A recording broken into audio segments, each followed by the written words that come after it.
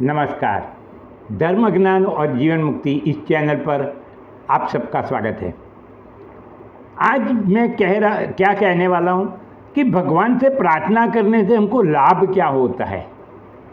भगवान सर्वत्र है, सर्वव्यापी है, तो हमारे नज़र के समक्ष है और हमारे हृदय के अंदर भी है और हमारे साथ भी है। मगर हम लोगों की बातों को सुन के, उनका अनुकरण करके और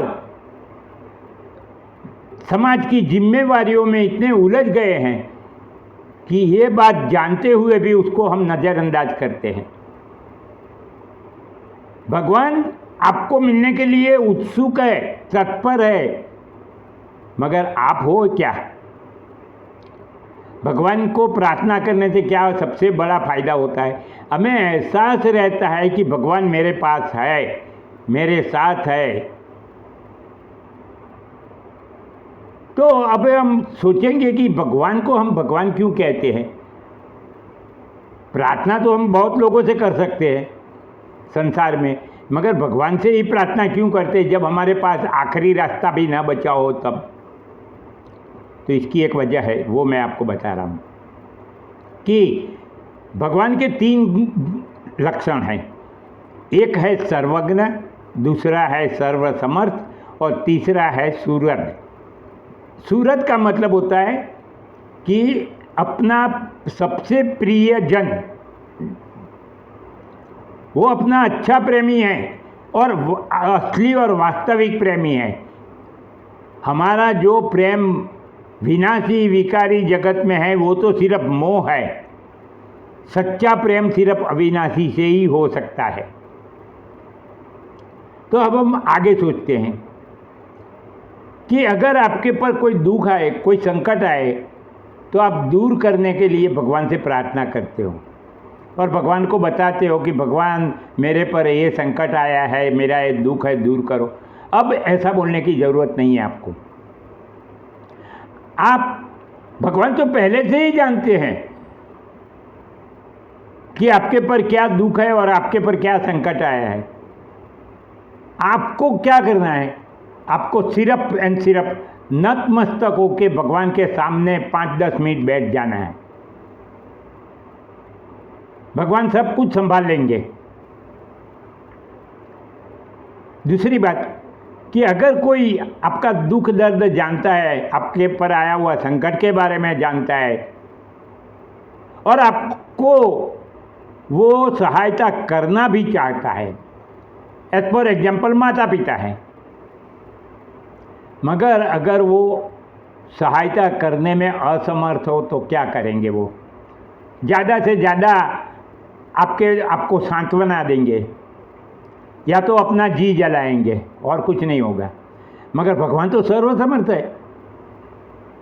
आपका दुख दर्द और संकट को तो जानते ही है, मगर वो समर्थ भी है कि आपके वो दुख दर्द और संकट को दूर कर सके।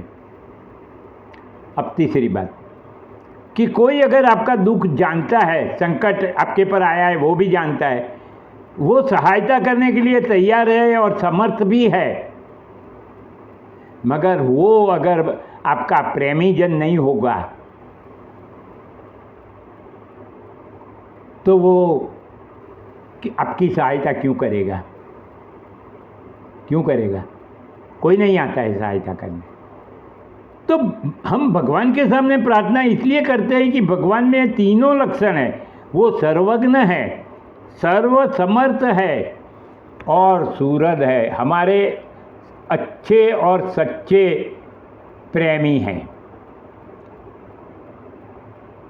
तो हम नियमित रूप से भगवान की प्रार्थना नहीं करते, जब हमको ज़रूरत पड़ती है तभी हम प्रार्थना करते हैं।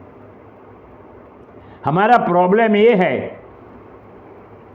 कि हम जब सुख में होते हैं, जब हमारे पर कोई प्रॉब्लम नहीं आया है, कोई संकट नहीं आया है, तब हम मज़े में घूमते रहते हैं और जगत के सुख भोगने की तमन्ना से घूमते रहते हैं।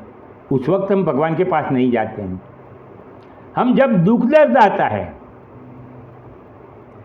जब हम अपने बल से सब प्रयत्न कर लेते हैं, जब हमारी बुद्धि कोई रास्ता दिखाने का बंद कर देती है, तब जाके लाचार और निसहाय होकर हम भगवान के पास जाते हैं, और वही भगवान को पसंद नहीं है। भगवान ये चाहते हैं कि आप नियमित रूप से उनके साथ बैठ के उसके साथ बात करो। अरे कोई मंत्रों बोलने की ज़रूरत नहीं है, कोई श्लोक बोलने की ज़रूरत नहीं है। आप सिर्फ एग्जैक्ट शेड्यूल टाइम पे भगवान के सामने नतमस्तक होकर बैठ जाओ। आप भगवान से प्रार्थना करो, वो कि भगवान को प्रार्थना ना करो। भगवान हमेशा आपके साथ है और आपके प्रेमी रहेंगे।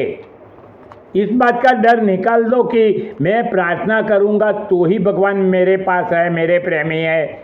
ऐसा नहीं है।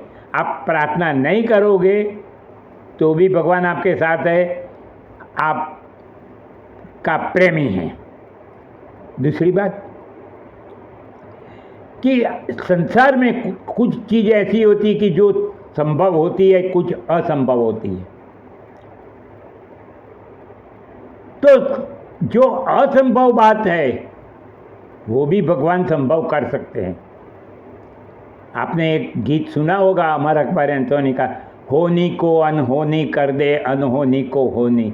वो तो पिक्चर था, मगर भगवान अकेले ऐसे समर्थ है कि जो होनी को अनहोनी कर दे और अनहोनी को होनी कर दे। ऐसे भगवान के साथ आप प्रेम नहीं करोगे, जगत को प्रेम करोगे, इतना प्रेम नहीं करोगे तो कैसे चलेगा। भगवान आपसे जितना प्रेम करते हैं उतना प्रेम करो, तो क्या फ़ायदा होगा। आपको लाचार और निसहाय होकर भगवान के पास नहीं जाना पड़ेगा। आप अपना हक मान के भगवान के पास जाओगे, क्योंकि जो सच्चा प्रेमी होता है वो अपने प्रेमी को कभी दुखी देखने नहीं देता। वो अपने प्रेमी को दुखी नहीं देख सकता।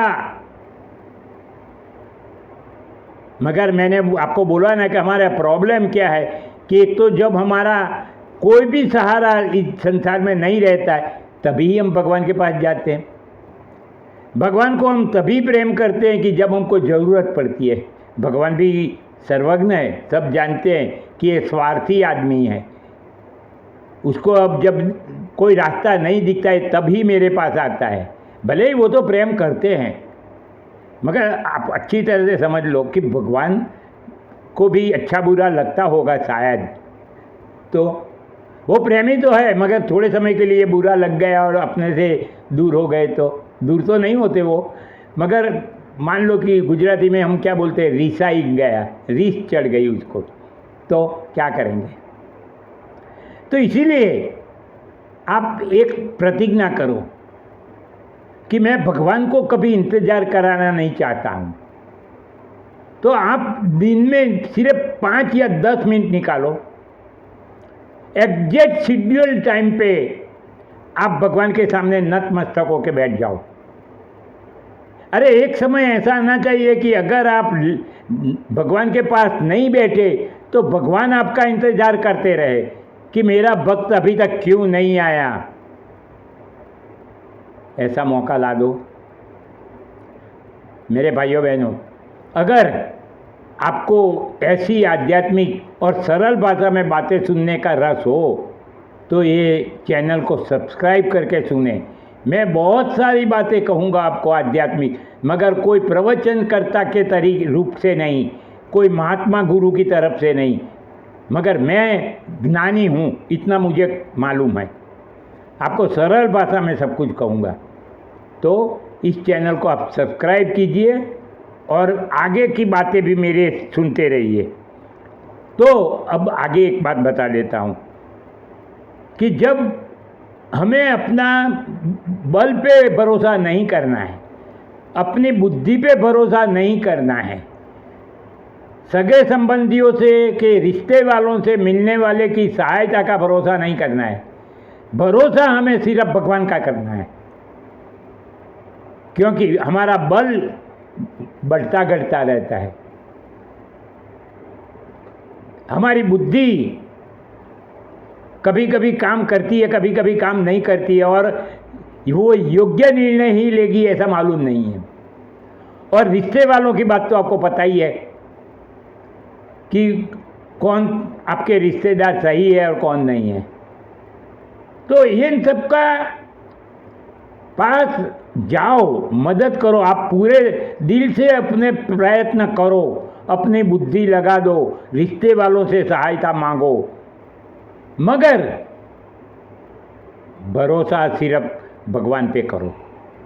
अगर आपको एक बार प्रयोग करना है तो कर दीजिए, आपके पर भगवान करे आपके पर कोई भी दुख और संकट ना आए। मगर अगर ऐसा आ जाए भाग्य की वजह से, तो एक बार ये प्रयोग करके देखना और मुझे याद करना कि ये सही बात है कि भगवान का भरोसा करने से असंभव भी संभव हो जाता है। तो हम अगले वीडियो में मिलेंगे, तब तक मेरा नमस्कार।